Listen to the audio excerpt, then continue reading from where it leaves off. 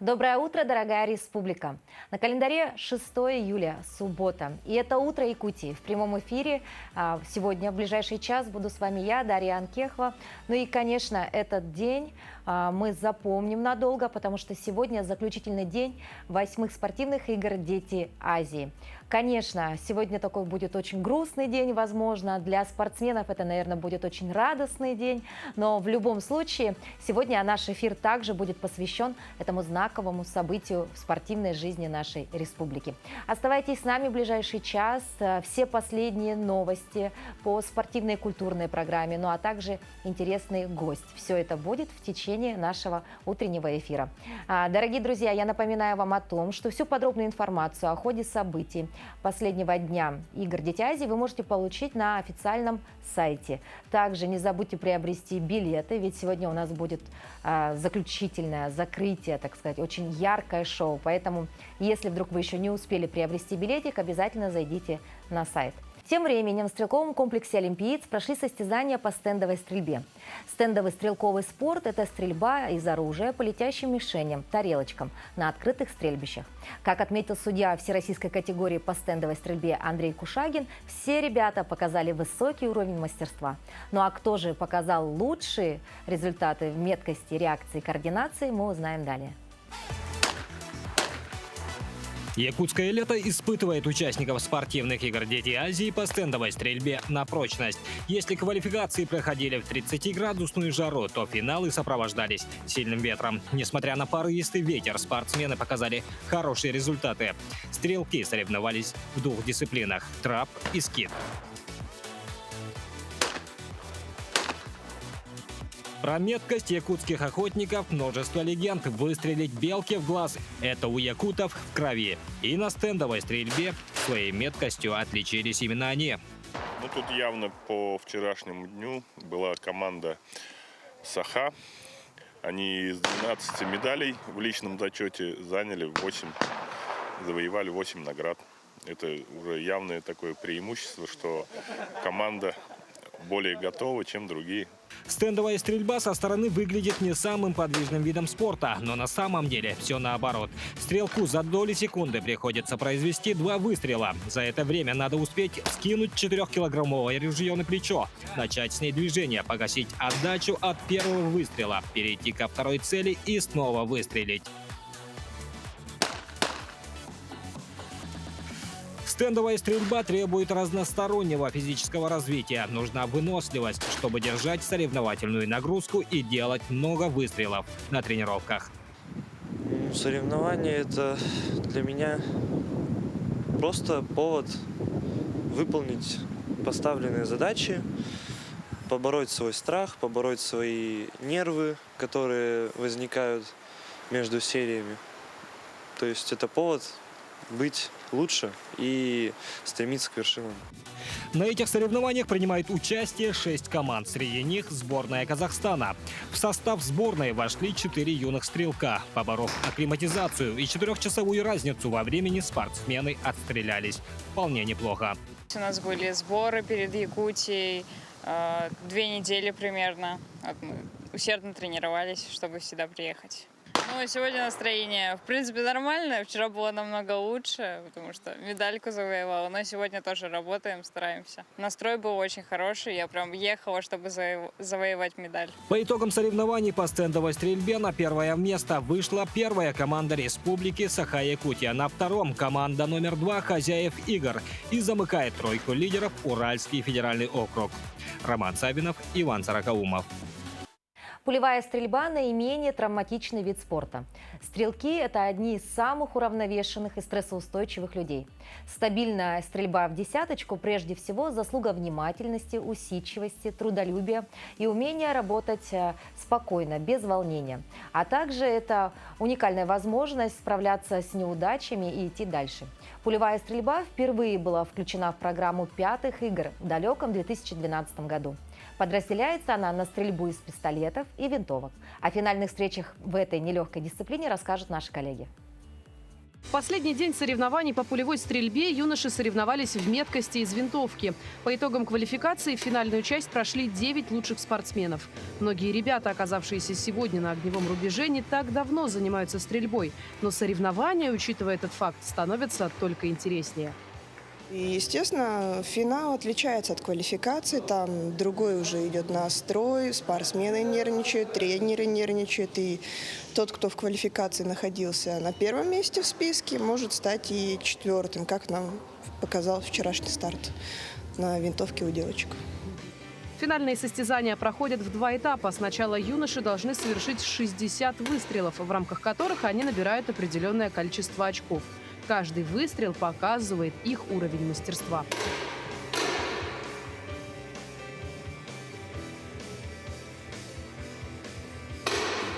После подсчета очков выявляются фавориты соревнований, однако не стоит забегать вперед.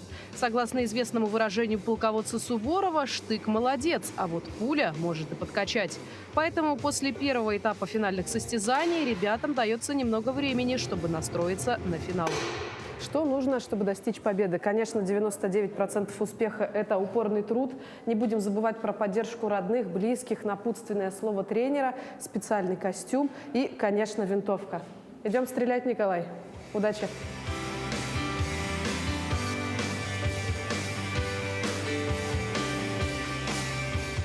Во втором этапе финальных состязаний другая обстановка. Здесь ребята стреляют на вылет. Все спортсмены имеют примерно равный уровень навыка стрельбы. Уверенно настроенный Асали Мухамеджанов из Казахстана первым выбыл из соревновательной гонки.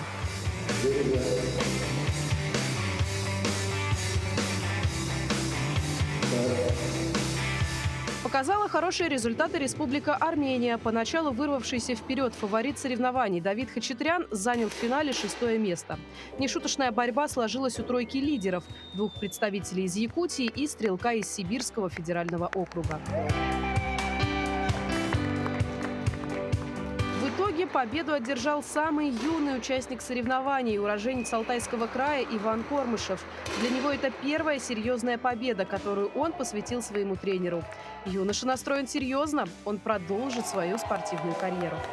Дальнейшие планы больше в общем и целом зайти в сборную России и дальше уже двигаться от сборной.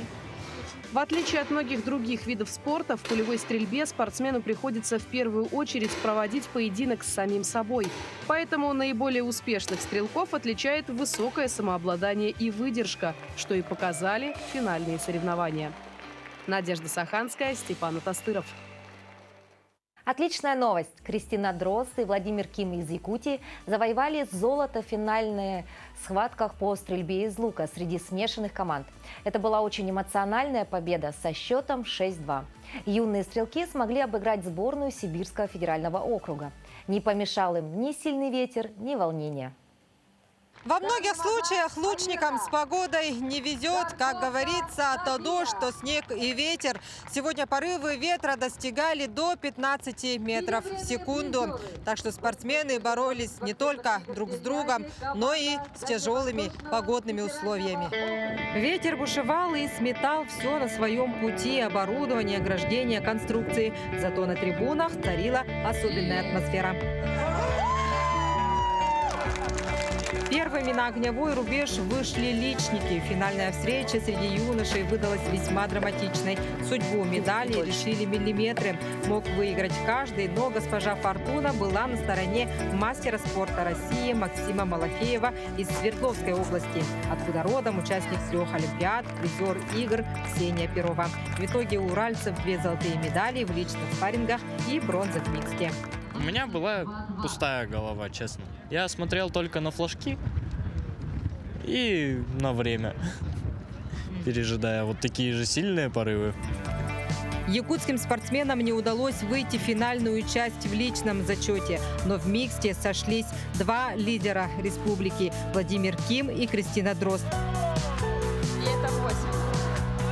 С такими болельщиками они не имели права проигрывать и не оставили никаких шансов соперником из Сибири. В первую очередь, чтобы победить в команде, надо друг с другом наладить общение и быть как семья. То есть, когда стреляете микс, надо быть как брат и сестра, а когда стреляете команду, надо быть как братья. Мы все очень близки друг к другу, мы знаем друг друга долгие годы, поэтому у нас это легко получилось, и мы хорошо настроились на финалы и смогли выиграть долгожданную медаль. На прошлых играх «Дети Азии» во Владивостоке сборная республики осталась без медалей. Но в Якутске родные стены помогли. И даже ветер стихал при стрельбе. У команды золото в миксте и бронза в команде девушек.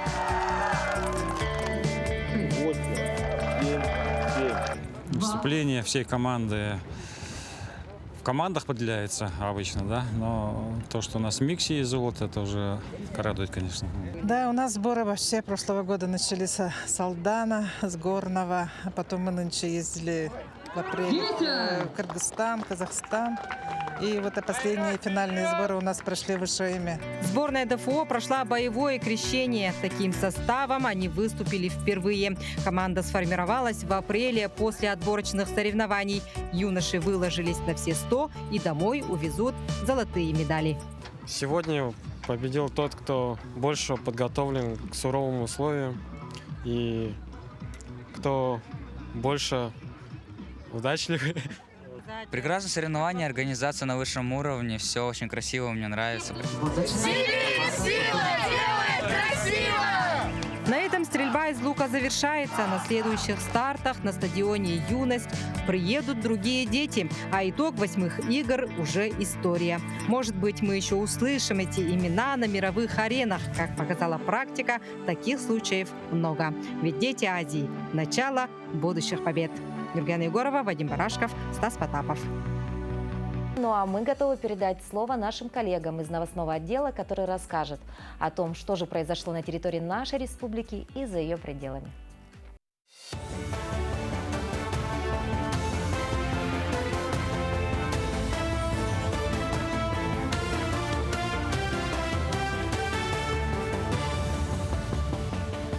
Коллеги, доброе утро. Доброе утро, Якутия. Предлагаем блок новостей.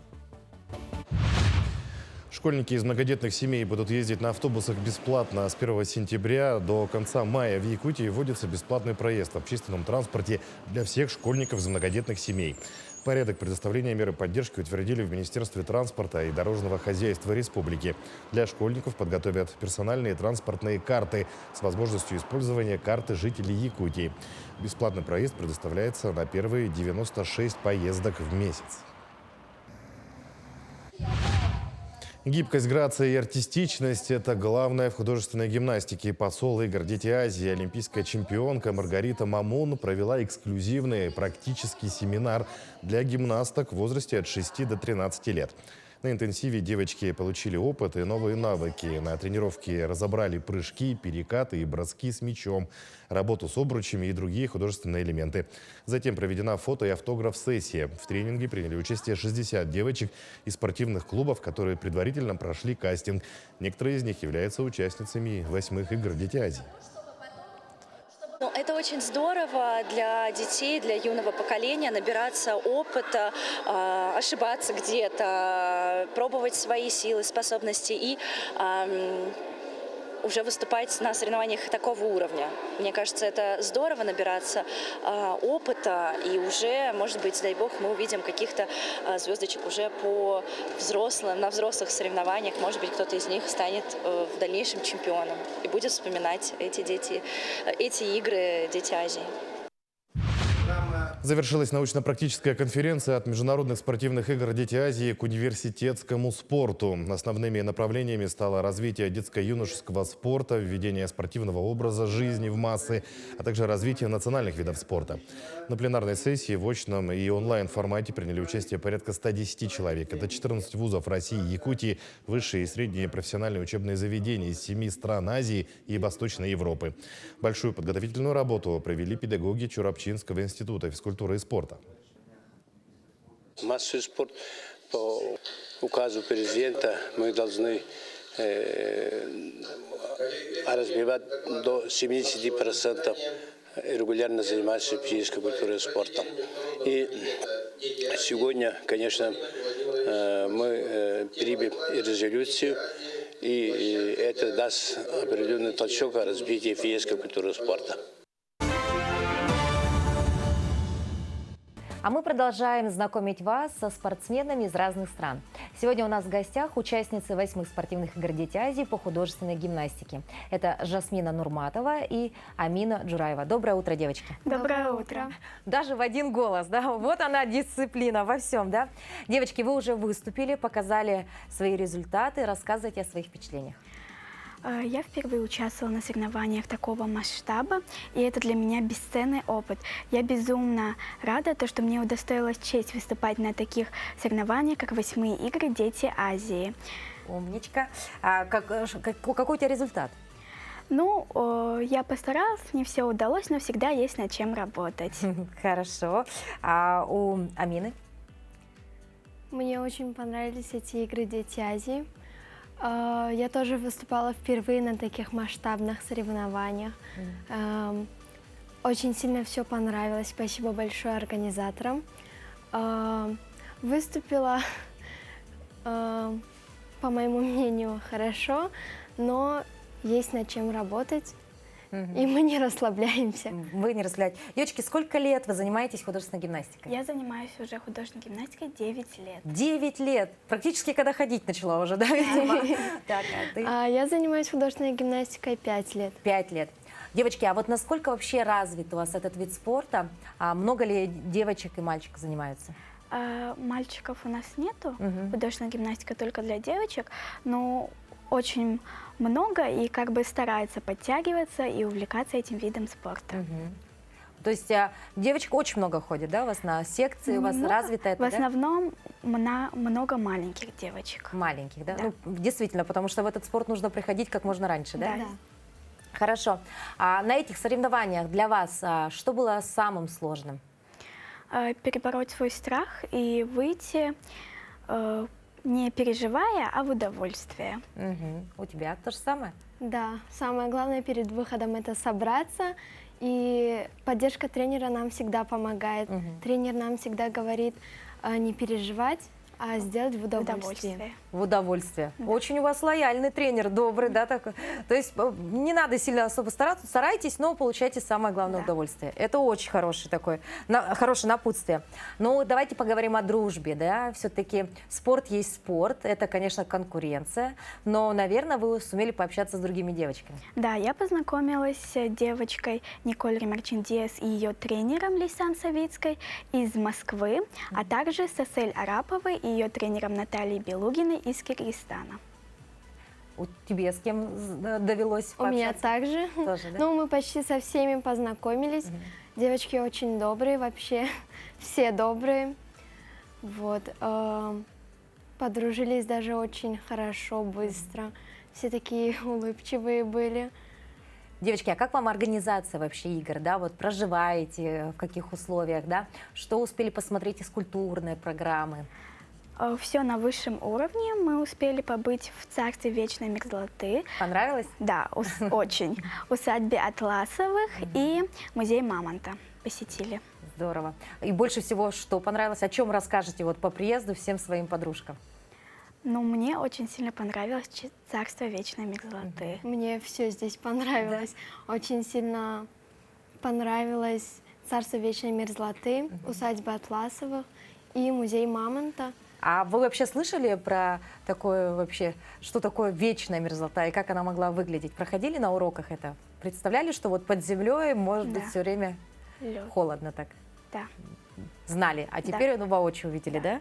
Хорошо. Какие у вас дальнейшие планы на будущее? С каждым днем стараться усовершенствовать себя, усложнить свои программы и побороть свой страх.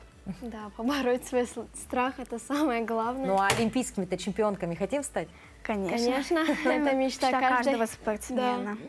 Вы даже в унисон разговариваете, молодцы такие. Это, кстати говоря, не репетировали девочки этот момент, да, вот просто настолько... А вы вместе уже давно, да, знакомы? Вот 5 лет, как сколько 5 лет, сколько лет. Хорошо. Девочки, ну а какие-то сувениры приобрели? Что отсюда будете увозить и дарить своим близким? Да. Магнитики, значки, вот такие брелочки у нас есть. мне вообще очень понравились сувениры, я люблю все такое. А ты что приобрела?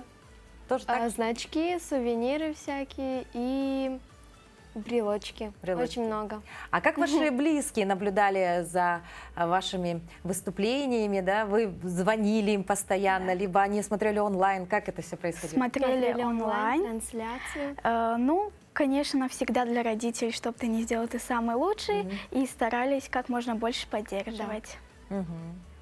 Ну и волнение, вот самое главное, вот как с ним бороться. Вот даже мы, люди не из мира спорта, зачастую не можем справиться с ним. Ну а вам, как спортсменкам-то, наверное, это известно. Поделитесь секретом.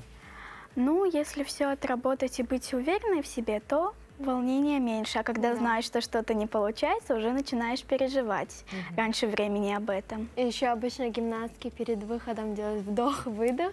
Это тоже очень сильно помогает. Это у меня такая, можно сказать, традиция. Вдох-выдох, и все, пошла. Умнички. Девочки, а вот все-таки художественная гимнастика, она же такая разносторонняя, но у вас же, наверное, есть что-то, ну вот любимое направление, которое у вас получается лучше. Ну, может, с лентами или с мячом. Ну, каждый предмет по-своему интересный, но я, наверное, очень люблю булавы. Булавы. Для меня все предметы любимые, каждый из них по-своему интересный. Вот. А в будущем вы хотите стать профессиональными спортсменами? Ну, допустим, тренером, либо пойти, возможно, дальше в спорт, ну, то есть завоевывать еще одну олимпийскую медаль, еще. Конечно, есть такие планы. Да. А будущих своих детей отдали бы в такой сложный вид спорта или нет? Конечно. Конечно, отдали бы. Ну что, девочки, мы желаем вам покорения новых вершин. Занимайтесь, старайтесь, получайте удовольствие, как говорит ваш тренер.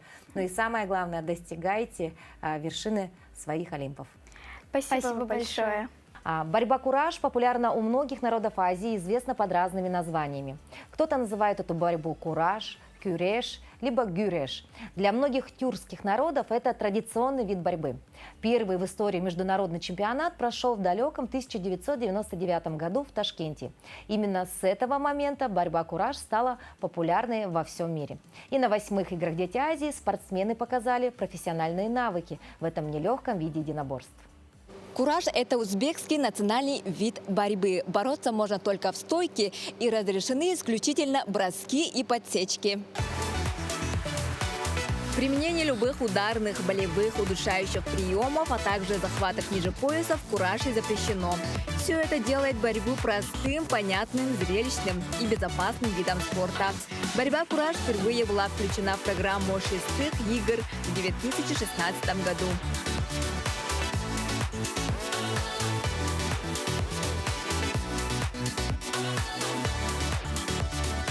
На ковре Якутии в этом году соревнуются 78 спортсменов из 15 стран. Борьба-кураж особенно популярна в странах Средней Азии. От сборной Кыргызстана будет участвовать 3 спортсмена, первые номера страны. Под чутким руководством тренера разминаются на ковре перед предстоящими соревнованиями. У нас вот недавно открылся федерация, и вот они спонсировали, и мы пришли сюда. Общие 3 спортсмена, 2 мальчика и 1 девочка. Девочка будет бороться в весовой категории 44, а мальчики 1,50, 1,60. С виду хрупкая и нежная, 14-летняя Жибек Тобакалева занимается куражем всего год, но уже имеет успехи. Юная спортсменка настроена исключительно на победу. Вообще, я думаю, что для того, чтобы заниматься любым видом спорта, нужны амбиции и цели определенные. Лично у меня есть определенные цели, по которым я пришла на кураж. Я не хочу это говорить. Вот. Думаю, конкурентом настоящим будет Узбекистан. Я надеюсь, я их выиграю, потому что я тоже пришла целями их выиграть. А вот в Южной Корее данный вид борьбы только развивается. В этом году страны будет представлять всего 1 участник. Я долгое время занимался дзюдо, узнал о борьбе кураж и занимаюсь уже. В отличие от дзюдо, в кураше нет фиксации противника, но есть различные оценки и штрафы. Я впервые в Якутске. Мне здесь очень нравится, погода хорошая, а люди дружелюбные. Тренер, оказывается, много знает о Якутии, в особенности о национальной борьбе народа Саха Хапсагай.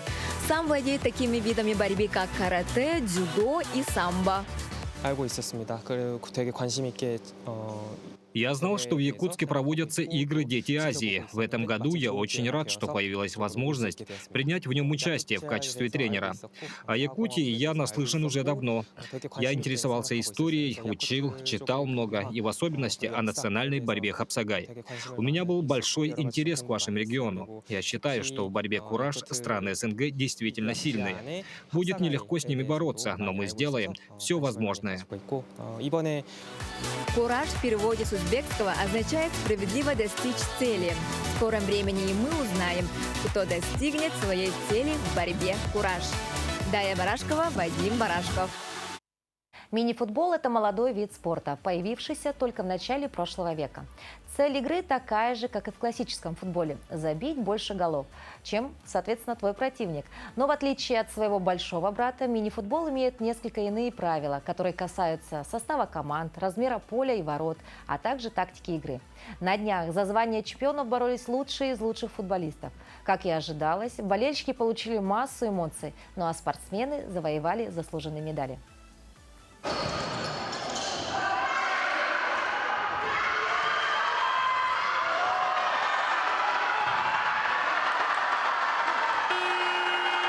На кону медали высшего достоинства на паркете сильнейшие сборные, градус эмоций накален до предела. Виртуозы мяча вступили в борьбу за звание чемпиона игр «Дети Азии» по футзалу.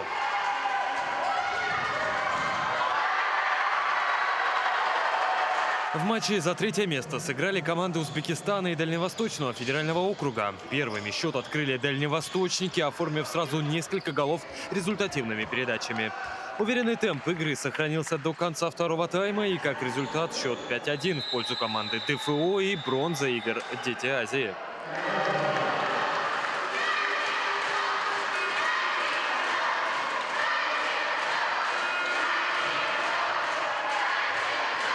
Следующая встреча на паркете — Якутия и Урал. Две самые забивающие команды турнирной таблицы. Хозяйка игр за 6 матчей забила 44 мяча. Абсолютный рекорд, который продолжился и в борьбе за золото. Игрок сборной Якутии Грач Гаспарян открыл счет на 11-й минуте. Но до окончания первого тайма Уралу удалось сравнять счет.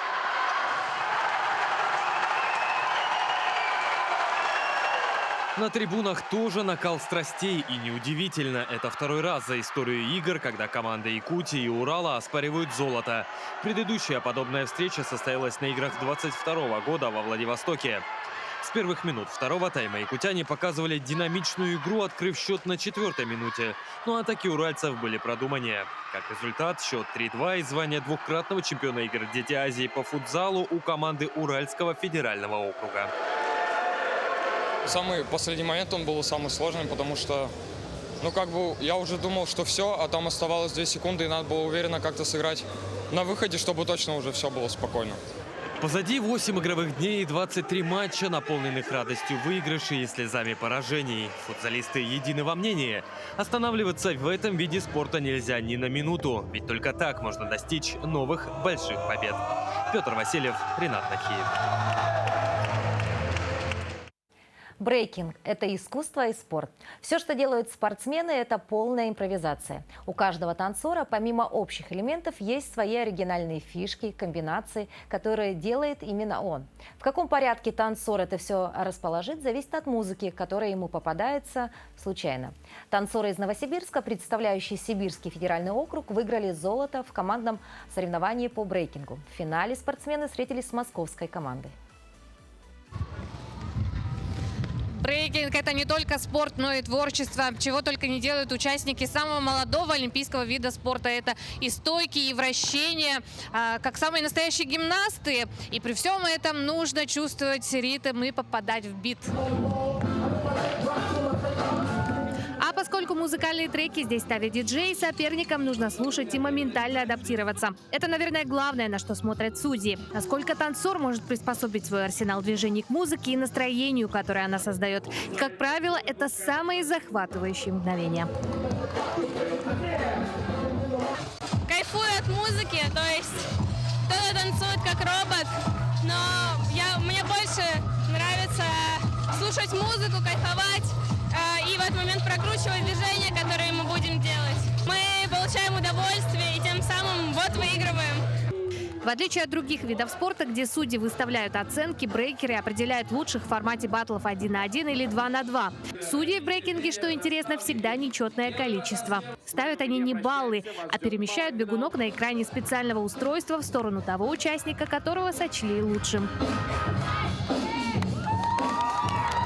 Брейкинг, пожалуй, единственный вид спорта, где нет требований к одежде. Самое главное, чтобы она была комфортной и помогала чувствовать себя уверенно.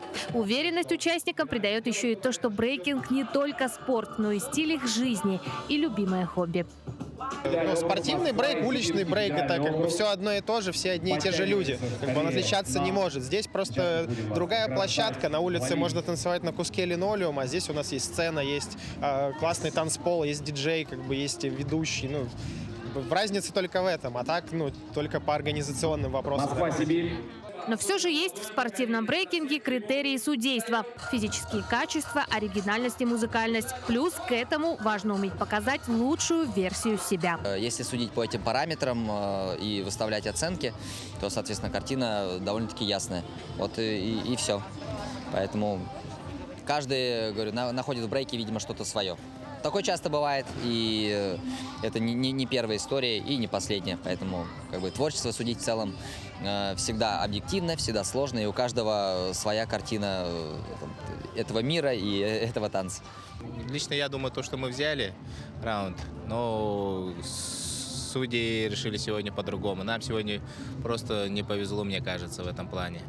А в целом работа была проведена как следует, и ребята выступили, как мы планировали. Просто не повезло сегодня нам просто. По итогам финального дня третьими стали спортсмены Дальнего Востока. Второе место у москвичей, а абсолютные чемпионы Данила и Амелия из Сибирского федерального округа. Настроено жестко. Ты как настроен? Нормально. Ты вчера говорила, иногда везет, иногда не везет. Вот сегодня что, как? Сегодня мы просто настроились и повезло. А как настраиваетесь? Тренера мотивацию подняли нам вчера. Тренера. Спонтанность, атлетизм и творчество создают уникальный вид спорта, зрелищный и с высокой конкуренцией. Напомним, что на олимпийском уровне его впервые можно будет увидеть в Париже в августе этого года.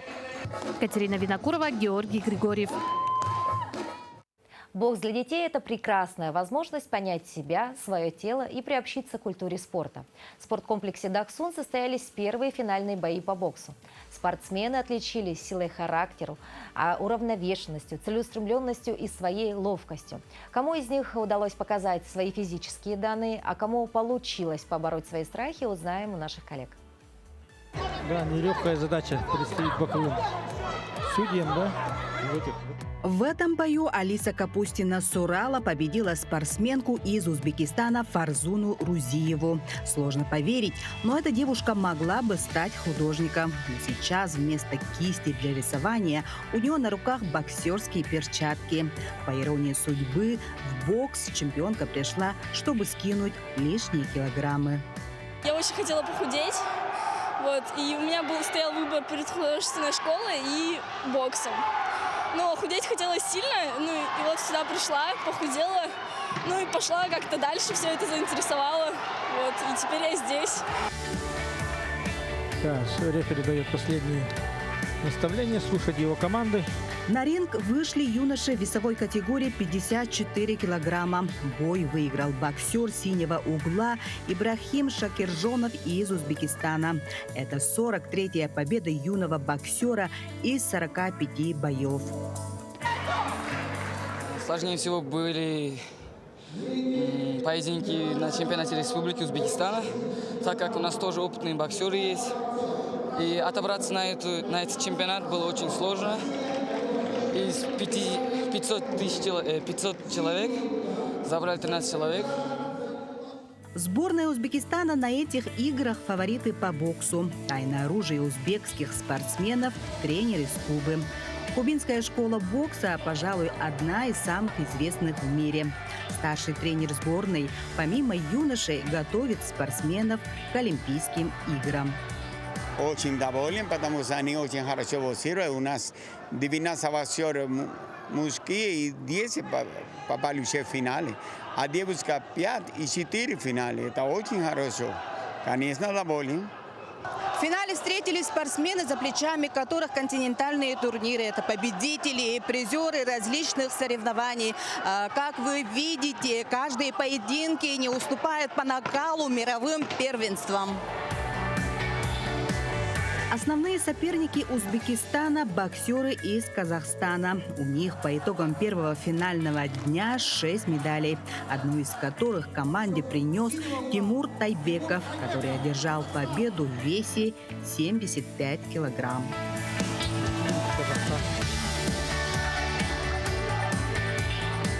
Так как я стал чемпионом, новый весовой, новый опыт, новые соперники. Это как-никак поможет мне в дальнейшем для моей профессиональной карьеры. А также моя главная мечта – это поехать на Олимпийские игры в Лондоне. Во втором финальном дне среди девушек пройдут бои в 3, а у юношей в 6 весовых категориях. Анна Васильева, Вадим Барашков. Уже завершились соревнования по борьбе алыш. Интересный факт. Алыш – это национальное единоборство Кыргызстана. Казалось бы, что спортсменам из Якутии она не знакома. Но в далеком прошлом в Якутии была очень популярна борьба на поясах. Она даже имела свое название – Курдаган-Тусту. И практически это и есть борьба алыш. В этом виде сборная Якутии показала красивые схватки и взяла целых 5 медалей. 7 пар финалистов вступили в борьбу. Судья объявляет команду алыш, и соревнования начинаются. В весовой категории 50 килограмм звание чемпиона получает представитель родины борьбы алыш Республики Кыргызстан. А поединок спортсменов в весе в 70 килограмм длится всего несколько секунд. Решающий бросок и золотая медаль пополняет копилку сборной Пакистана. Я очень рад, что мне удалось победить, стать чемпионом и завоевать золотую медаль для своей команды. Спасибо тренеру и всем, кто за меня болел и поддерживал все это время. С техническим превосходством заканчивается схватка между борцами из Казахстана и Азербайджана в пользу спортсмена из Казахстана. Я думал, что будет сложно, но как-то все быстро прошло.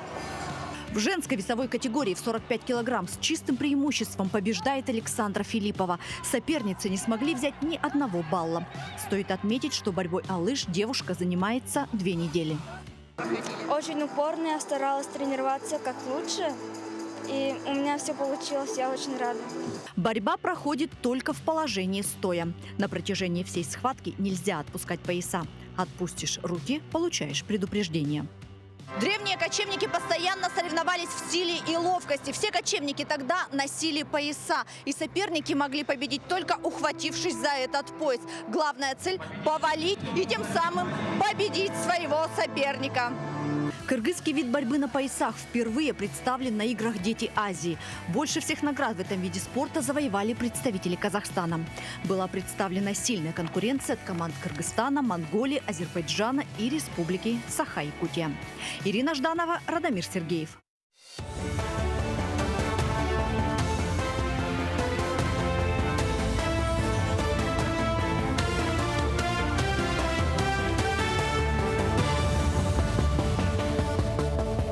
Якутия, доброе утро. Смотрите блок новостей. Глава республики встретился с замминистра России по делам гражданской обороны, чрезвычайным ситуациям и ликвидации последствий стихийных бедствий генерал-полковника Виктора Яцуценко. Обсудили вопросы защиты населенных пунктов Якутии дополнительными инженерно-техническими сооружениями, которые будут помогать в период весеннего половодья и паводка. Данное решение приняли с учетом уже имеющегося опыта введения режима чрезвычайной ситуации федерального масштаба.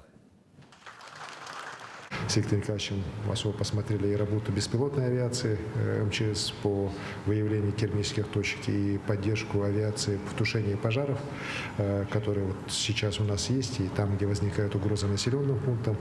В этом году как никогда оперативно самолеты Б-200, вертолеты с водосливными устройствами МЧС работают на тушение этих пожаров. Особо отмечу роль МЧС в подготовке и проведении игр «Дети Азии», когда огромный пласт работы был проведен по улучшению противопожарного состояния многих и спортивных, и социальных объектов в городе Якутске. Цель моего визита не ревизировать, а с точки зрения поделиться теми угрозами, теми рисками, которые к нам приходят и с которыми в повседневном режиме нам приходится бороться. Посещу еще сегодня Центр управления в кризисных ситуациях, и мы с главой республики обсудили все вопросы по его развитию, направленные для выполнения тех целей и задач. А в спорткомплексе «Дахсун» завершились финальные поединки игр «Дети Азии» по боксу. На ринге встретились спортсмены в нескольких весовых категориях. Там же в финале выступил боксер из Якутии Айсен Неустроев. Он вышел против представителя Казахстана весовой категории до 52 килограммов. По итогам боя, проявив ловкость и силу, Айсен Неустроев стал чемпионом своей весовой категории. Сейчас очень, как сказать, радостно очень, что я в жизни один раз проводил такие соревнования, еще «Дети Азии», когда еще младший ребенок, юноша, так можно сказать. Думал, что судьи отдадут ему, а потом, когда тренера пошли, я сразу знал, что я победил по бою. Я все сделал, чтобы победить.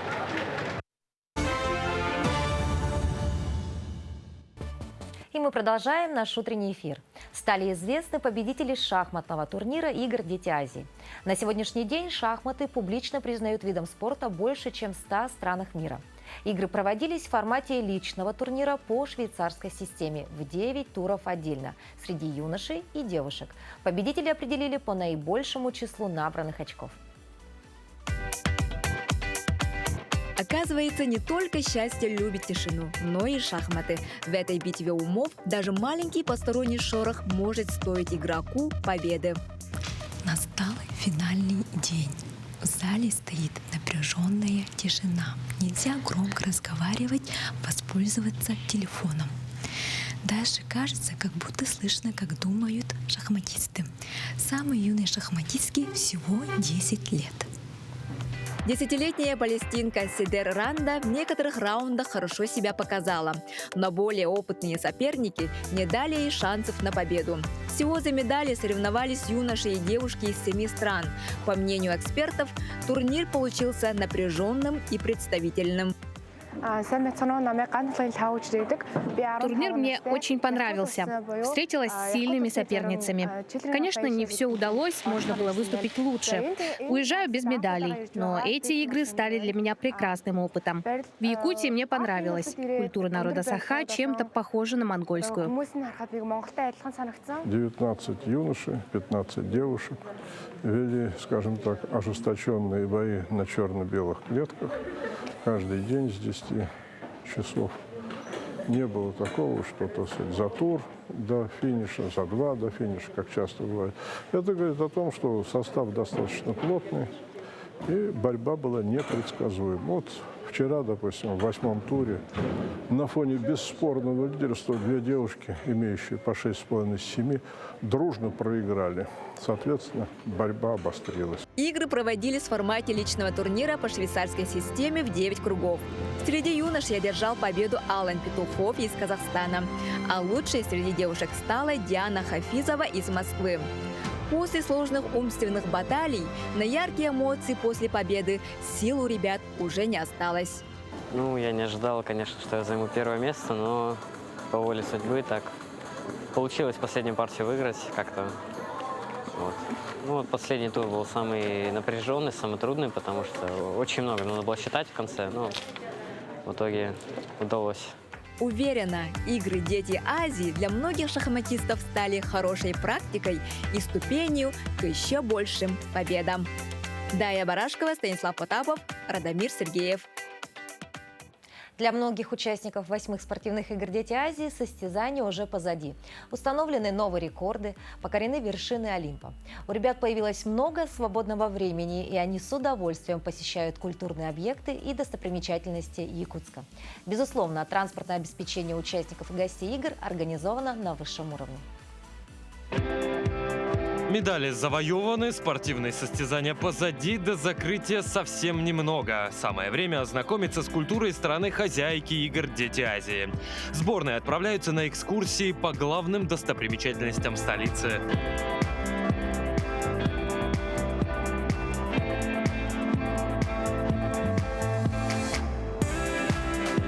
Деревню атлетов со спортивными и культурными объектами связали шаттлы, 6 специальных автобусных маршрутов. Выезжают они строго по графику и двигаются по своим транспортным зонам. После завтрака у каждого свои программы. Кто-то в волейбол играет в серхе, кто-то на плавание. И там с 1 по 6 маршрут у нас графики составлены. Я сам из Кыргызстана. Ну, имеется в виду, мы тоже азиаты, да? Я очень рад. Я даже белой зависти завидую, что дети Азии в Якутске проходят, а не у нас в Кыргызстане. Ну, молодцы, кто это организовывает. Я очень рад. Пускай вот наши дети всегда дружат.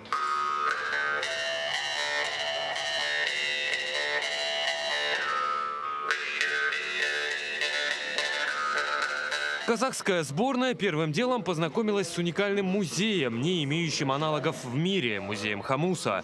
В его экспозициях представлены более 1700 различных хамусов и аналогичных ему инструментов 57 народов земного шара. Нашелся даже казахский варган шанкабыз. На нем в древности играли шаманы-лекари. Зубов у мамонта всего 4, 2 сверху, 2 снизу. Да? С утра до вечера такие большие животные, все, что делали, это кушали. Мамонты, вечная мерзлота и реликтовые памятники. Далее на очереди экскурсии краеведческий музей, который хранит историю древнейших времен. Тут и древние орудия, и черепа вымерших животных, и даже колбы с нефтью и газом. Все, чем славится Большая Республика.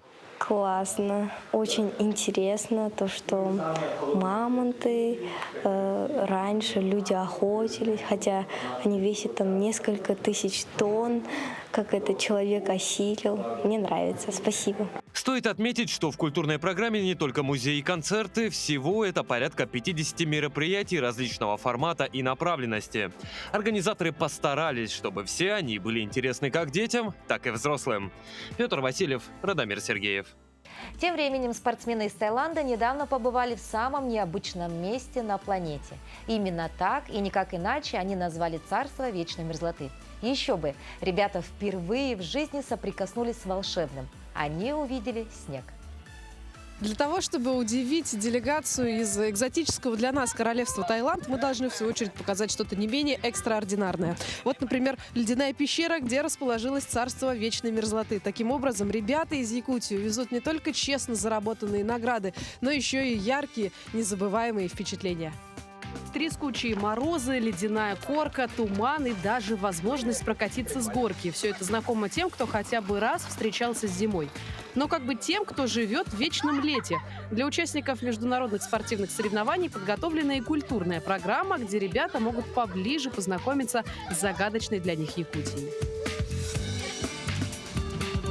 Так ребята из Таиланда оказались в непривычном для них месте – царстве вечной мерзлоты. Поражает тут абсолютно все – от ледяного потолка до тематических зон, которые отражают разные легенды народов Арктики. Здесь здорово, но очень холодно. Здесь холодно и красиво. Легкоатлетки Танрада и Сирия Корн приехали бороться за возможность оказаться в тройке лидеров, и это им удалось. После завершения соревнований девушки отправились знакомиться с тем, чего раньше никогда не видели. Very good, ดีมากค่ะรู้สึกสนุกทุกคน friendly. Очень здорово, весело, и все здесь очень дружелюбные. До этого когда-то, может быть, доводилось видеть зиму? Если... หิมะ snow ไม่ค่ะที่นี่ที่แรกเลยค่ะที่ได้เข้าแบบปีนี้ В нетающем леднике представлены не только скульптуры, выполненные якутскими мастерами, но и аттракционы, которые в прямом смысле в новинку для гостей из Юго-Восточной Азии.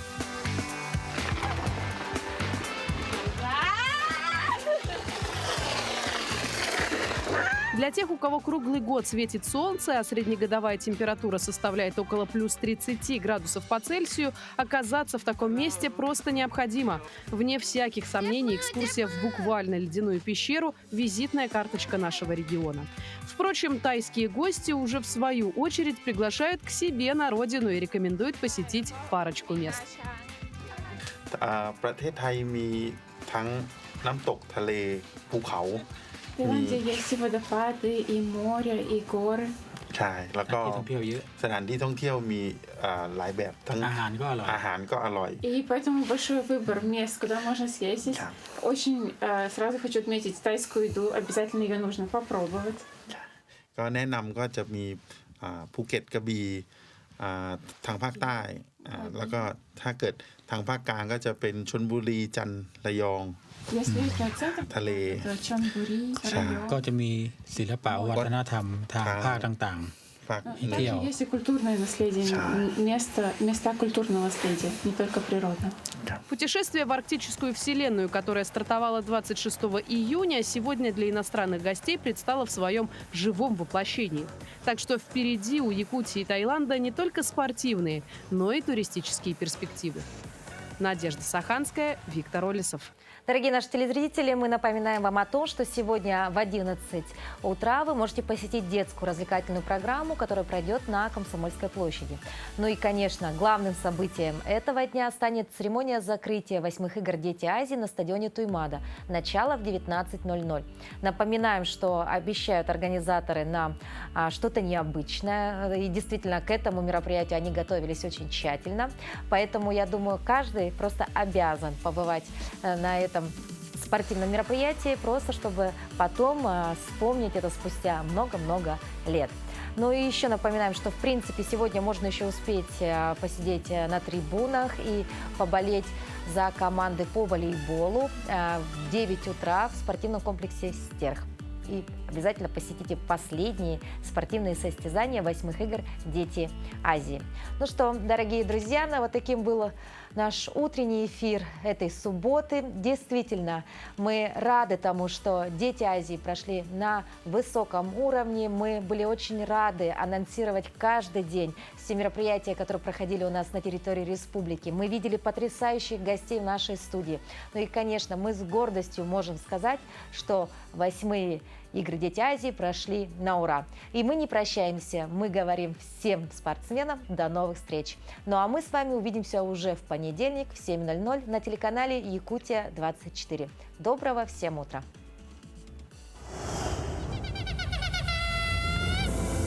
Солнце согревает лучами детей, в юных сердцах горит пламя.